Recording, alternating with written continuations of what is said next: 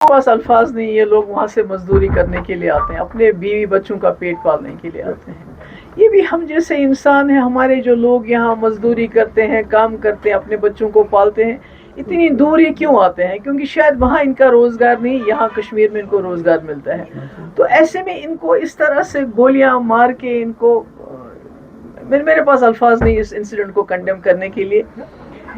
मुझे लगता है कि ये सिलसिला रुकना चाहिए, और जो सिक्योरिटी है, जो यहाँ इतना सिक्योरिटी की वजह से लोगों को इतना अजाब है लोगों पे, उसके बावजूद ये इंसिडेंट्स होना, मुझे लगता है कहीं ना कहीं सिक्योरिटी में कोताही है। और दूसरी मेरी ये गुजारिश है कि एक तो यहाँ की जो गवर्नमेंट है उसको इन लोगों को मुआवजा देना चाहिए, वहाँ की तो देगी देगी। दूसरा, इसका बाज़ाब्ता इन्वेस्टिगेशन होना चाहिए, यात्रा की वजह से इतनी सिक्योरिटी होने के बावजूद ऐसे इंसिडेंट्स क्यों हो रहे हैं। और दूसरा मेरी गुजारिश है, यहाँ जो एडमिनिस्ट्रेशन है, एलजी एडमिनिस्ट्रेशन है, दूसरी एडमिनिस्ट्रेशन है, जिस तरह अभी जो हमारा एक कांस्टेबल शहीद किया गया, उसके बाद हज़ारों लोगों को ओवरग्राउंड वर्कर का नाम देके पकड़ा गया, उनको डिटेन किया गया। अभी भी जो अनंतनाग में जो दुकानदार हैं उनकी हाजिरी, तुम्हारा सीसीटीवी कहाँ था, तुम्हारा ये क्या है, तुम्हारा, और अभी भी जेआईसी और हर पुलिस स्टेशन में लोगों को बुलाते हैं। ओजीडब्ल्यू के नाम पे 80 साल के आदमी को बंद रखा काफ़ी देर के लिए। तो कहीं ये दूसरा बहाना नहीं मिलना चाहिए यहाँ की सिक्योरिटी एजेंसीज को, यहाँ की पुलिस को, कश्मीरी लोगों को, आम कश्मीरी जिनका कोई लेना देना नहीं, वो तो बेचारे खुद शर्मिंदा ये क्या हो रहा है। क्योंकि हमारे बच्चे बाहर के रियासतों में पढ़ते हैं, लिखते हैं, हमारे शॉल वाले वहाँ जाते हैं, इस टेंशन का फिर वो शिकार हो जाते हैं। हम तो कभी नहीं चाहेंगे ऐसा होना चाहिए। तो मुझे लगता है सरकार को इसमें देखना चाहिए ये कहाँ कोताही हो रही है, किस तरह मिलिटेंटों ने आके इतनी सिक्योरिटी होने के बावजूद, आर्मी होने के बावजूद, सीआरपी पुलिस होने के बावजूद, दो निहत्थे लोगों को गोली मार के जो है ख़त्म कर दिया। हमने पहले ही एक बात कही है कि जो भी कोई इनोसेंट मारा जाता है उसके ऊपर हम सियासत नहीं खेलना चाहते हैं। उस दिन उस चीज़ के लिए भी हम अलग दिन रखेंगे जिसमें हम लॉ एंड ऑर्डर और बाकी चीज़ों पे बात करेंगे। लेकिन पार्टी की तरफ से, ऑनरेबल चीफ मिनिस्टर की तरफ से इसकी कंडमनेशन आई है। कोई भी निहत्था, कोई भी गरीब आदमी के ऊपर हमला करना इंसानियत पे हमला है। इसीलिए चीफ मिनिस्टर साहब ने 10 लाख का एक्स ग्रेशिया रिलीफ़ किया है। उसके अलावा 6 लाख और उनको मिल जाएगा, वो जो 2 गरीब नौजवान थे जिनको मारा गया। और हम बार बार ये कहते हैं कि जो इनोसेंट किलिंग है वो बंद होनी चाहिए। जम्मू कश्मीर ने बहुत खून खराबा देखा है, मुझे लगता है अब वक्त आ चुका है उस चीज़ को बंद करना। जो है आपका जो कह रहे हो बाइट, वो सुना नहीं है, लेकिन मैं इतना कहूँगा कि स्टेटहुड बहुत चीज़ों का जवाब है।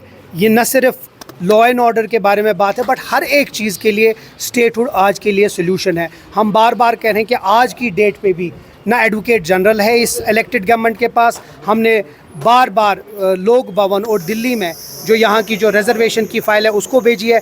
अगर स्टेटहुड होता तो इतनी रुकावट नहीं होती। तो हम बार बार कह रहे हैं कि हमें जो हमारा हक है, जो हमसे वादा किया है, न सिर्फ सुप्रीम कोर्ट ने, इस मुल्क के प्रधानमंत्री ने, गृह मंत्री ने, वो चीज़ हमको वापस देना चाहिए। क्योंकि अगर स्टेटहुड के होने के बगैर ये हो रहा है तो मुझे ये समझिए ये कौन सा लॉजिक है कि स्टेटहुड से ये ऐसा हो जाएगा।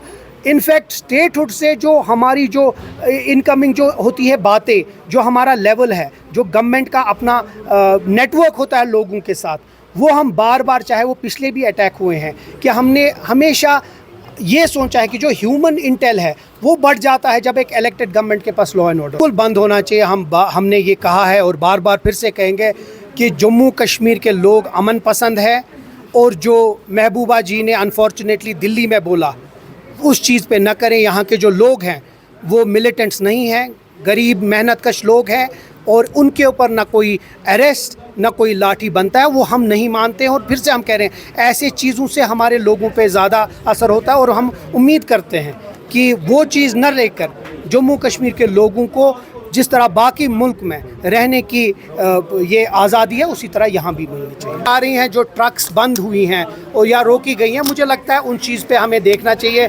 यहाँ का जो एप्पल इंडस्ट्री है बड़ा स्ट्रॉन्ग ये है, बैकबोन है यहाँ की इकोनॉमी का। उस चीज़ को मद्देनज़र रखे मुझे नहीं लगता है किसी भी गाड़ी को या हॉर्टिकल्चर पे कोई असर होना चाहिए। दोनों परिवार छत्तीसगढ़ के सक्ती ज़िला से हैं और दोनों लेबरर्स थे, मजदूरी का काम यहाँ कुलगाम में करते थे।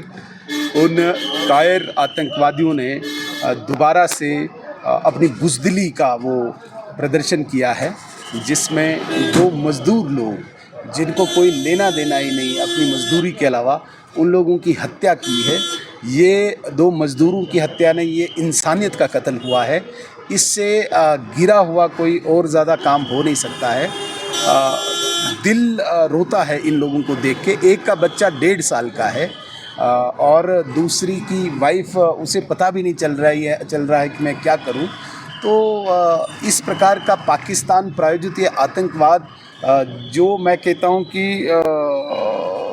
एक एक्सट्रीम, जिसे पराकाष्ठा कहते हैं, उससे भी पार करके जो गिरी हुई सतह के काम करता है, इसको हम कंडम भी करते हैं। और ये आप ज़रूर मानिए कि ये आतंकवाद अब अंतिम सांसों में है, ये बहुत ज़्यादा देर यहाँ चलेगा नहीं। मैंने अभी छत्तीसगढ़ के चीफ मिनिस्टर और डिप्टी चीफ मिनिस्टर से भी बात की। दोनों की बात मैंने इन परिवारों से भी कराई, सांत्वना दी अपनी तरफ से यही कि इस वक्त इस दुख की घड़ी में हम इनके साथ खड़े हैं। और मुझे पूरा यकीन है अपनी सिक्योरिटी फोर्सेस पे कि जिन लोगों ने भी इस काम को किया होगा वो बहुत देर ज़िंदा रहेंगे नहीं, वो ज़रूर दफन होंगे।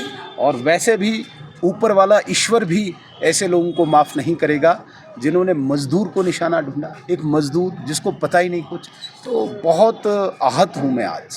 तो ये दूसरा इंसिडेंट है 10 दिन के अंदर। पहले भी हमारे एक आसिफ कुरैशी जो बडगाम बीरवा के थे, उनको शहीद किया गया। ये दूसरा इंसिडेंट है। तो जिस प्रकार से आतंकवादी एक फ्रस्ट्रेशन में इस प्रकार के कृत्य कर रहे हैं, ये यकीन माने कि इनको बख्शा नहीं जाएगा। ये जहाँ से भी ऑपरेट हो रहे हैं, जो भी इनके यहाँ पे हमदर्द हैं, जो भी इनको यहाँ पे परवरिश कर रहा है, जो भी इनको सपोर्ट कर रहा है, वो भी नहीं बचेंगे। देखिए, मैं अपना फ़र्ज़ निभा रहा हूँ। मैं इस वक्त परिवारों के साथ खड़ा हूँ। मेरे साथ बिलाल परे साहब हैं, अनवर खान साहब हैं। हम पार्टी के नाते और इंसानियत के नाते खड़े हैं। जो नियम कानून स्टेट गवर्नमेंट का है, मरकज़ी हुकूमत का है, वो ज़रूर मिलेगा। लेकिन मैंने चीफ मिनिस्टर छत्तीसगढ़ और डिप्टी चीफ मिनिस्टर जो गृह मंत्री भी हैं छत्तीसगढ़ से, उनकी बात भी इनसे कराई और उन्हें एप्रोप्रिएट जो मदद, उपयुक्त जो इनको सहायता मिलनी चाहिए, वो देने का भी इनको आग्रह किया है।